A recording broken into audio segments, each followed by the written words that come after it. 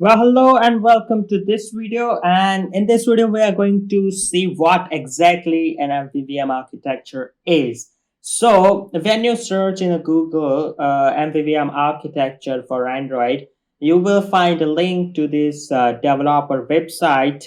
And here, this is, by the way, the official website of Android. Uh, and here you can see that we have this little diagram on this website. This demonstrates the architecture pattern for MVVM. So we have data sources. It can be either on the from the web source, web service, or it can also be a local database like SQLite. So in our case, we'll be having a web service and we'll be using retrofit to fetch the data. And you might also have SQLite and you can use Room library or SQLite DB, SQLite helper to get the data from this local database. But in either case, there is a data source at the base level of the architecture. Then you have repository, something called repository. It is basically the class where you declare the functions where you fetch the data from the remote database or the local database. And basically, repository will have the functions like get data, send data, right? All of these kind of the interaction between databases happens in the repository class.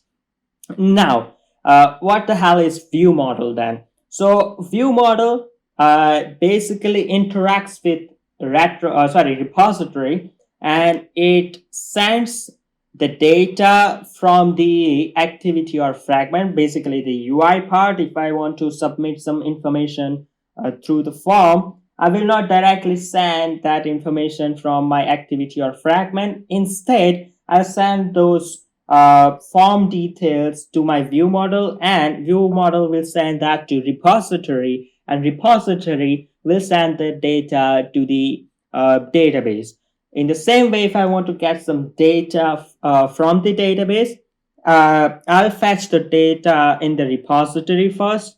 Then repository will send that data to view model, and suppose I want to do something with that data, then I'll do that logic. I'll write that logic. If I want to do something with that data, I write that logic in the view model, and according to that logic, I will send the data to activity, and I'll change the UI accordingly the data, right? So this is basically the idea of architecture, MVVM architecture. It has data source, repository, view model, and our UI layer, right? So it keeps everything, the business logic, the data related things, and the UI, all of these three things are separated. So the advantage of MVVM architecture is that it becomes easier to write the test cases. We just have to write test cases for our view model where we declare our, we make our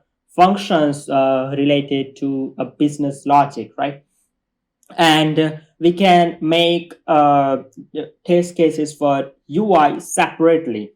So it becomes very handy. Upon the moreover, we can say that using an architecture helps to build a scalable and more readable code. So when you are working in a company, you are expected to write a code in a professional manner that some other developer can understand. And suppose you leave the job, then the company hires a new developer. So it should be easier for that new developer to read the code and get on quickly with the timeline, right? So basically, these two are the biggest advantage of using an architecture, and particularly MVVM architecture. Now let's see how we are going to use this architecture in our application.